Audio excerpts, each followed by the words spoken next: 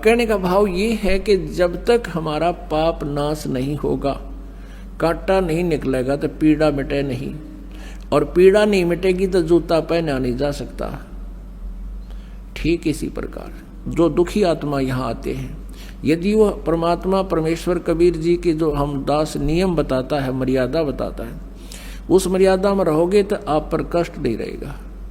आप ये सोच कर आते हो कि आज ही जादू मंत्र जंत्र कर दे गुरुजी और फिर हम अपने राज्य गुरुजी अपने, नहीं, ये काम हम नहीं करेंगे। परमात्मा का उद्देश्य है कि तुम यहाँ आओ, इस ज्ञान से परिचित हो, कुछ ऐसी राहत तो आपको प्रथम दिन ही मिल जाएगी जो सच्चे दिल तक रो कर यहाँ समर्पित होगा। समर्पित का अर्थ है कि हम जो भी मार्गदर्शन आपको करें, भाई बीड़ी शराब मांस तम्बाकू नहीं पीनी है, अन्य किसी देवी देवता की भक्ति जो तुम पहले करते थे वो नहीं करनी है, इन सभी मर्यादाओं को जो हृदय से मानकर समर्पित होता है उसी दिन से राहत शुरू हो जाती है। लेकिन हमारे भक्त और कुछ वो स्वयं भक्त पुस्तक आदि ज्ञान सुनकर पढ़ कर आते हैं तो उनके धारणा ये होती है कि बार चल कर देखता हूँ, राहत मिलेगी तो ठीक है, नहीं तो नहीं। ऐसे व्यक्ति को यहाँ कति राहत नहीं मिलेगी, चाहे आइयो चाहे मत आइयो। हमारा उद्देश्य है कि आपको राहत तो अवश्य मिलेगी, गारंटीड मिलेगी, आपके ऊपर कोई कष्ट नहीं रहेगा, मेरे से लिखवा लो तुम। लेकिन जैसे हम कहें ऐसे करते रहो। आपको बार बार यहाँ बुलाने का उद्देश्य है कि आप भगवान से परिचित हो जाओ, और परिचित होने के बाद फिर अननेसेसरी डिमांड खत्म हो जाएंगी, जिनके कारण हम भगवान से दूर होते चले जाते हैं, जिनकी हमें आवश्यकता नहीं।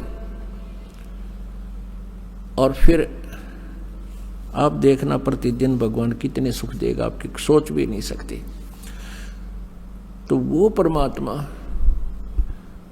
वो स्वयं इस ज्ञान को और पाप नाश करने वाले मंत्र, इस समाधान को स्वयं ही लेकर आते हैं।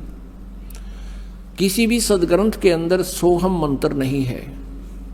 परमेश्वर ने कहा कि सोहम शब्द हम जग में लाए और सार शब्द हमने गुप्त छिपाए। केवल एक ओम नाम है। सभी पवित्र सदग्रंथ, सभी पवित्र सदग्रंथों, मान्य सदग्रंथों में, जैसे पवित्र चारों वेद, पवित्र श्रीमद् भगवत गीता, इनमें केवल एक ओम नाम है। उसके अतिरिक्त कोई भी मंत्र जाप करने का नहीं है, मोक्ष का सहयोगी आधार नहीं है। और ये हमने सैकड़ों प्रकार के मंत्र बना रखे, हरे राम राम राम हरे राम, कृष्ण कृष्ण राधे राधे श्याम राधे, ओम नमः भगवते वासुदेव नमः, ओम नमः शिवाय। ये और भी ना जाने कितने अकाल मूर्त सब सुर राम, अकाल पुरुष सतपुरुष और ज्योति निरंजन अरंकार ओंकार, ये अपने आप सट्टे मारे रखे। ये कोई मंत्र नहीं है, इनसे कोई लाभ प्राणी को नहीं होगा।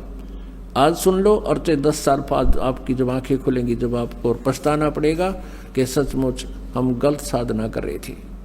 दास का उद्देश्य किसी को भावनाओं को ठेस पहुंचाना नहीं है, लेकिन कुएं में गिर रहे हो आप, उससे बचाना मेरा उद्देश्य है कि वहां से तुम हटो, इस रास्ता को चेंज करो, सतभक्ति करो, फिर आंखों देखो सदग्रंथों में क्या लिखा है। तो श्रीमद् भगवद गीता अध्याय नंबर 8 के श्लोक नंबर 13 में कहा कि ओम इति एकाक्षरम ब्रह्म व्यवहारण माम अनुसमरण यह प्रयाति तदंदेहम सयाति परमाम गतिम। मेरा केवल एक ओम नाम है, मुझ ब्रह्म का, माम ब्रह्म, मुझ ब्रह्म का। ये काल बोलता है श्री कृष्ण जी में, ये ब्रह्म है। मेरा एक ओम मंत्र है, नथिंग एल्स, मेरे जाप का और कोई मंत्र नहीं है, और मोक्ष सहयोगी यही मंत्र है। और जो अंतिम श्वास तक यानी शरीर छोड़ते समय तक इसका जाप करता हुआ जाता है, वो ओम नाम से मिलने वाली जो गति है उस गति को प्राप्त करता है। लेकिन गीता ज्ञानदाता स्वयं कहता है कि मेरे वाली गति अनुत्तम है। 7वें अध्याय के 18वें श्लोक में श्रीमद् भगवत गीता में। इसलिए उसने कहा अर्जुन तू सर्वभाव से 18वें अध्याय के 62वें श्लोक में, 15वें अध्याय के 1 से लेकर 4 श्लोक में, कि तू सर्वभाव से उस परमेश्वर की शरण में जा, उसकी कृपा से तू परम शांति और सनातन परम धाम यानी सतलोक को प्राप्त होगा। जहां जाने के बाद फिर लौटकर कभी संसार में नहीं आते। तो यहां जो अपना मंत्र उसने ओम बताया कि लेकिन ये पूर्ण रूप मोक्ष मार्ग नहीं है, ये अनुतम गति होती है। जन्म मृत्यु जब तक जीव की है ये अनुतम है, उत्तम नहीं है। फिर 17वें अध्याय के 23वें श्लोक में कहा है कि ओम तत्सत इति निर्देश ब्रह्मण त्रिविध समर्था है। उस सच्चिदानंद घन ब्रह्म का ओम तत्सत ये 3 मंत्र का जाप का निर्देश है और इसकी 3 प्रकार से सिमरन की विधि है, त्रिविधा।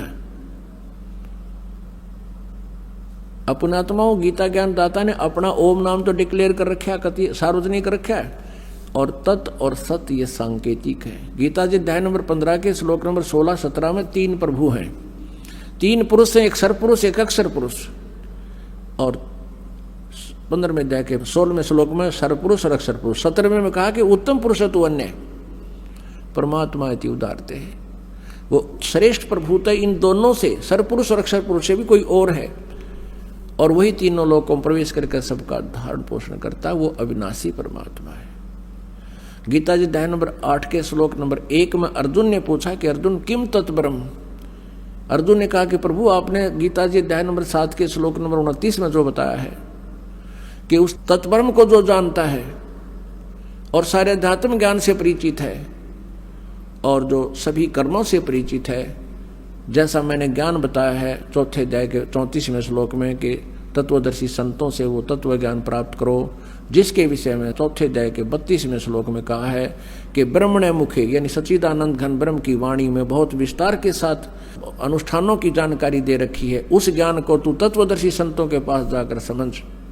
कहते मेरे इस ज्ञान को जो आश्रय ले लेता है और फिर वो तत्ब्रह्म से वो फिर जन्म और मरण से छूटने का ही प्रयत्न करता है, जरा और मरण से छूटने का प्रयत्न करता है। वृद्धावस्था और मृत्यु इस जीव के ऊपर सबसे बड़ा दुख है। वृद्धावस्था, बुढ़ापा और फिर मौत, ये दोनों नागवारा हैं और ये दोनों आवश्यक हैं, होगी यहाँ पर।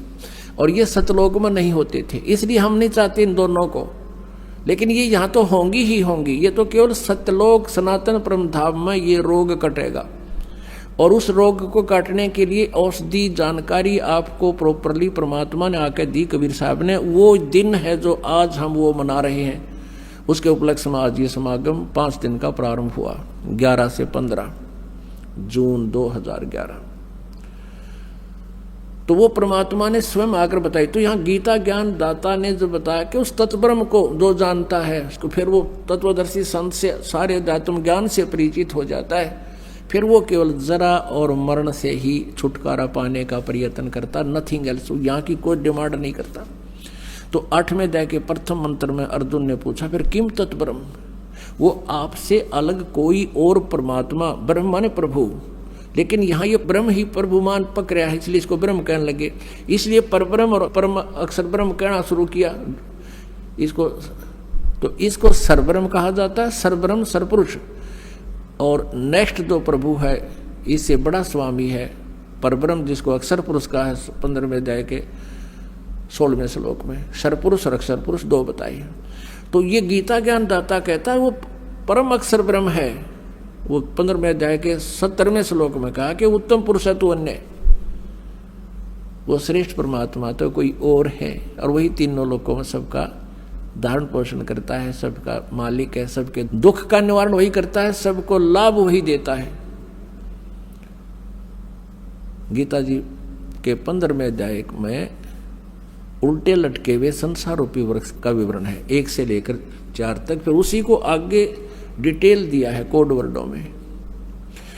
जैसे जड़ पूर्ण परमात्मा है इस संसार रूपी वृक्ष की, वो सतलोक में रहता है सनातन परम धाम से, और उससे बाद में जो तना है ये अक्षर पुरुषम जो, और सरपुरुष ये डार है। उस डार के फिर 3 शाखाएं हैं, ब्रह्मा जी, विष्णु जी, शिव जी, और 5 रूप संसार है। तो उस पौधे को, पेड़ को खुराक कहाँ से मिलती है, आहार कहाँ से मिलता है, वो जड़ से। तो तीनों लोकों में प्रवेश करके वो पूर्ण परमात्मा ही सबका धारण पोषण करता है। जिसने जैसा कर्म किया है, उसी के आदेश से ब्रह्मा विष्णु महेश वहीं से जो चल कर आता उसी को देते हैं। ये कोई परिवर्तन नहीं कर सकते। केवल कबीर परमेश्वर आपको अधिक दे सकता है, आपके पाप का भी नाश कर सकता है। तो वो परमात्मा हमें सुख देने के लिए और सतलोक से चलकर आता है, और अपने यथार्थ ज्ञान को भी वो परमेश्वर ही बताता है। अपने द्वारा रची हुई सृष्टि को भी वही परमेश्वर ठीक ठीक बता सकता है, ये वेद बताते हैं। तो ओम नाम है ये ब्रह्म का। 17वें अध्याय के 23वें श्लोक में ओम तत्सत जो कहा है, ये ओम तो ब्रह्म का, सरपुरुष का। अब 15वें अध्याय के 16 और 17 में तीन प्रभु, तीन पुरुष बताए हैं। एक सरपुरुष तो ये ब्रह्म है, 21 ब्रह्मांड का स्वामी। अक्षर पुरुष ये परब्रह्म है जो 7 शंख ब्रह्मांड, नील पद्म शंख ब्रह्मांड का स्वामी। और उत्तम पुरुषत्व अन्य 15वें अध्याय के 17वें श्लोक में कि उत्तम पुरुष, पुरुषोत्तम, असली भगवान, वास्तव में प्रभु परमेश्वर, वो तो इन दोनों से, सरपुरुष और अक्षर पुरुष से कोई अन्य है। वो परम अक्षर ब्रह्म है। वो परम अक्षर ब्रह्म ही सबका धारण पोषण करता है। वो अविनाशी परमात्मा, तो वो कबीर परमेश्वर है। वो परम अक्षर ब्रह्म स्वयं अपने ज्ञान को बताने के लिए आए, और उनके जो तत्व और सत मंत्र हैं, ये तत्व तो है इस अक्षर पुरुष का तत्व, ये सांकेतिक है, ये दास बताएगा। और सत जो है ये भी सांकेतिक है, ये परम अक्षर ब्रह्म का, यानी जो उत्तम पुरुषत्व अन्य है, उस परमात्मा का कोड वर्णों में ये मंत्र है, और वो सांकेतिक शब्द इस दास के पास है। इस काल के 21 ब्रह्मांडों में इस दास के अतिरिक्त वर्तमान में कोई भी ना तो सत्य ज्ञान रखता है, और न ही उनके पास कोई सत्य साधना है, मोक्ष मार्ग नहीं है।